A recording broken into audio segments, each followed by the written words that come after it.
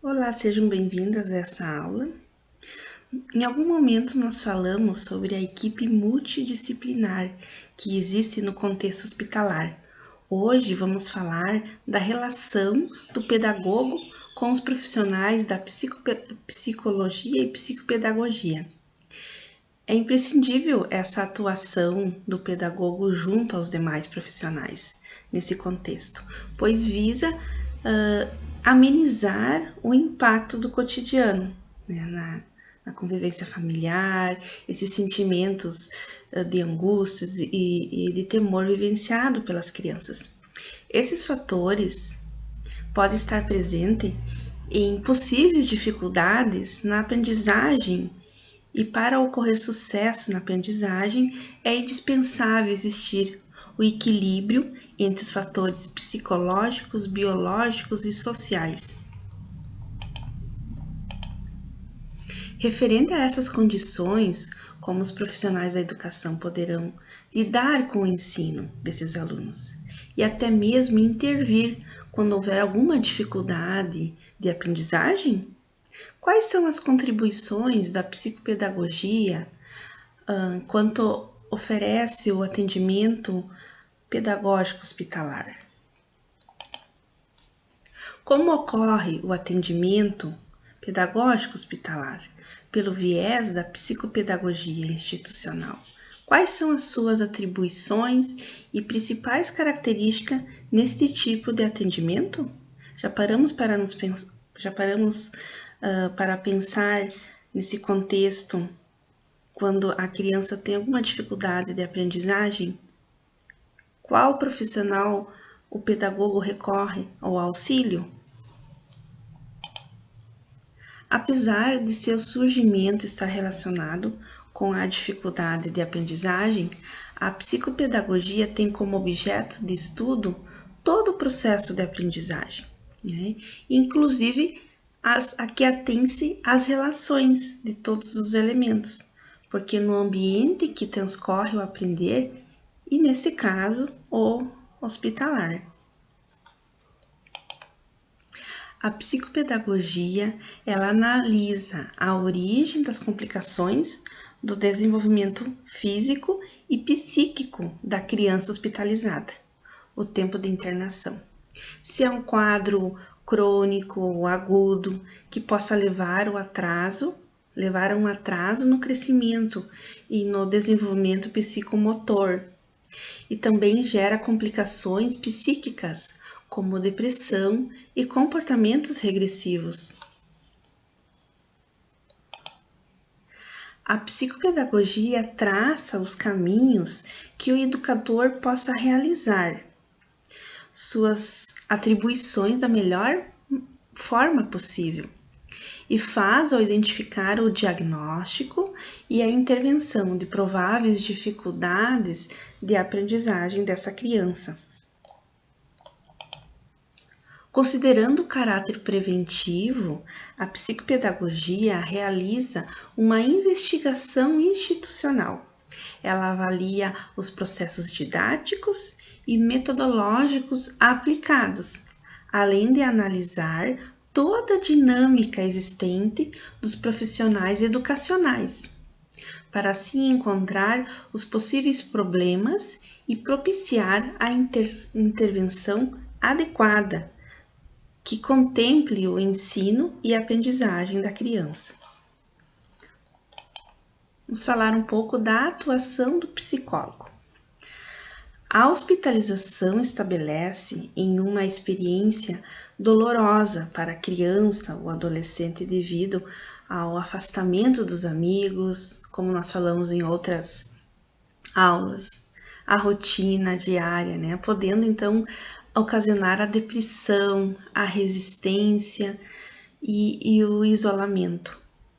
Nesse processo, a continuidade do acompanhamento escolar durante a permanência do hospital, né, contribui para a continuidade do desenvolvimento infantil e retira o foco da doença, ajudando essa criança, esse jovem, no enfrentamento dessa experiência, que em geral a gente pode dizer que ela é traumática. Em suma, o que concerne o psicólogo?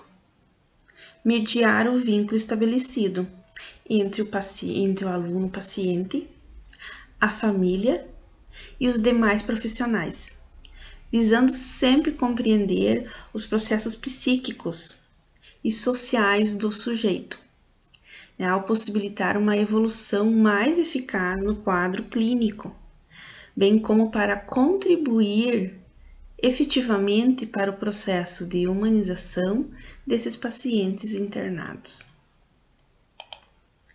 O papel dos psicólogos torna-se fundamental, pois é indiscutível que toda doença se encontra repleta de sentimentos e de subjetividade, e que para alcançar êxito do trabalho oferecido nas classes hospitalares, deve haver uma integração sólida entre a instituição de saúde, a escola, a família e o educador. Podemos perceber a importância desses profissionais, juntamente bem próximo da educação, do ensino, da aprendizagem. Hoje nós temos uma convidada especial, a psicóloga Jaqueline. Ela também é graduanda em psicopedagogia pela Uninter. Ela vai nos explanar como que a doença, a enfermidade, ela ocasiona nesses processos mentais de aprendizagem, de ensino. Eu agradeço a presença de vocês. Passo o tempo então para a psicóloga. Muito obrigada, psicóloga Jaqueline, por a sua participação. E até mais, colegas. Até a próxima aula.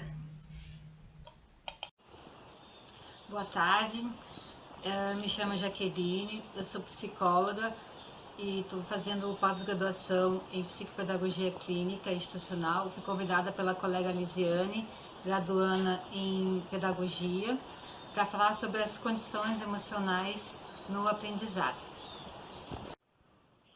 As condições emocionais do aprendizado, elas vão desde o nascimento até a fase adulta. Elas interferem nas relações interpessoais e no comportamento. Ao longo da infância, a emoção ela abre o caminho para o aprender. Por isso é necessário levar em consideração alguns fatores, como a atenção, o foco, a motivação, o medo, as preferências do aluno, da criança, né, até inclusive na fase adulta também, quando ele vai escolher a profissão que ele vai seguir. Porque através da emoção, ela trabalha com ganhos e perdas, os desafios, as ameaças, as frustrações, que podem desencadear algumas respostas motoras e psicossomáticas.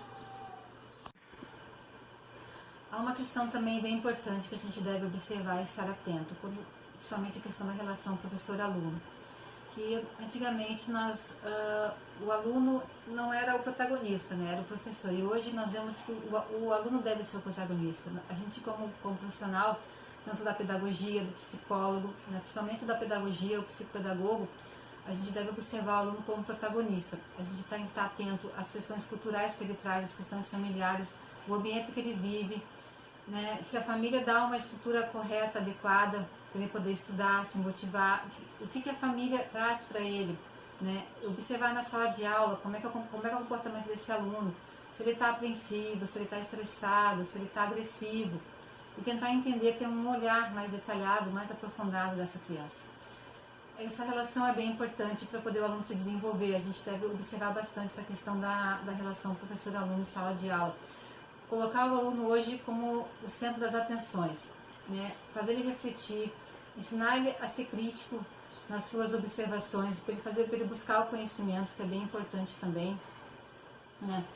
Ele está inserido dentro de uma sala de aula, mas não só ele está ali solto, mas que ele esteja ali refletindo, absorvendo o aprendizado, estando com esse professor que esteja ali disponível para ele, estando atento a ele, né? Deixar que a escola tem que poder fornecer um ambiente saudável, né? Um ambiente de muita cultura, de muita riqueza de aprendizado, poder fazer material necessário, buscar jogos pedagógicos, usar as metodologias ativas. Hoje a questão da informática também é uma questão bem importante, tá? Que a gente pode colocar junto nos ensinamentos para as nossas crianças de hoje, né? E estar sempre atento mesmo a todas essas questões, porque o ser humano hoje, o aluno, é um contexto geral, olhar ele como um ser biopsicossocial, né? Olhar ele na sua sociedade, olhar também, analisar as questões biológicas, se ele traz algum problema neurológico também, observar essa questão, principalmente na psicopedagogia, quando a gente vai fazer uma investigação, é necessário observar se a criança tem algum problema de audição, de visão, né? Daí poder chegar para ver o que está acontecendo que ele não está conseguindo aprender. Então, como o psicólogo, ele é mais a questão de observar o comportamento dele, o que ele traz, o que está incomodando ele, que ele não está conseguindo aprender, o que está faltando para ele, né? Então, eu acho que são várias coisas que se completam uma pessoa hoje que é necessário para a gente poder entender o que acontece com o ser humano. A relação professor-aluno deve ocorrer de forma facilitadora, mediadora, acolhedora, porque se isso não ocorrer, pode invocar sofrimento emocional, né? A criança pode ficar reprimida, ela pode ficar triste, pode causar uma espécie de depressão, ela pode se sentir impotente dentro dessas ações que acontecem nessa relação de ambas as partes. Se o professor não estiver disposto a ensinar, estar atento, se mobilizar, a buscar conhecimento, a buscar jogos, trabalhar ludicamente, principalmente com crianças, a criança não consegue internalizar o conhecimento, o conteúdo necessário que ela precisa naquele momento. Então, o professor tem que estar sempre atento a esse olhar da criança, né? Observá-la em sala de aula, mas estar atento a tudo que acontece ao redor. O que ela traz, o que ela tem de conteúdo aprendido, o que ela traz de casa, né? O que ela traz da sua família, né? Como é que ela internaliza, como é que ela enxerga esse aprendizado, como é que ela aprende, né? O processo que ela leva para poder entender o que acontece, né? As emoções, elas também afetam a questão da aprendizagem. Com elas ocorrem a mobilização, a percepção, a memória. Não só apenas essas funções auxiliares ou secundárias da aprendizagem, mas elas têm que fazer parte de um processo integrante, né? Total, tanto a questão social, emocional, como as questões cognitivas, né? Então você tem que juntar essas duas coisas para poder a criança poder conseguir internalizar o conteúdo. Senão ela não consegue, né? Se for questão da parte cognitiva, se for esse questionamento, então tem que fazer um processo investigativo para ver o que está acontecendo. Ela pode ter, de repente, um distúrbio de aprendizagem, pode estar com alguma dificuldade, algum tipo de ecolalia, né? Pode ter gagueira, pode ter, né? São vários tipos de distúrbio, pode ter algum tipo de transtorno que, né, tem que ser investigado para ver. Então são coisas que tem que ser analisadas, observadas e investigadas, tá? E tem também outra questão que eu acho bem preponderante que a gente tem que observar, a questão da família. A família tem que trabalhar junto com a escola. A família tem que estar atenta também em casa, se ela está conseguindo aprender, se ela está fazendo essa troca, se ela está estudando em casa, se os pais subordinados estão atentos, estão ali para ajudar.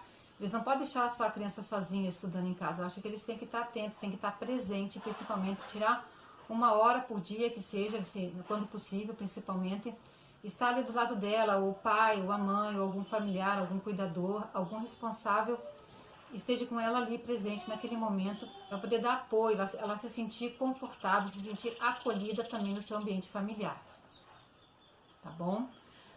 Isso também são outras questões bem importantes. Então, nós temos que trabalhar junto a família, a escola, né, o professor e o aluno, junto essas duas entidades institucionais, né, o núcleo familiar, né, junto com a escola. Se vocês puderem fazer essa troca mútua, o aprendizado consegue se desenvolver de uma forma natural e bem tranquila. Agradeço o convite, né, que todos tenham uma boa tarde.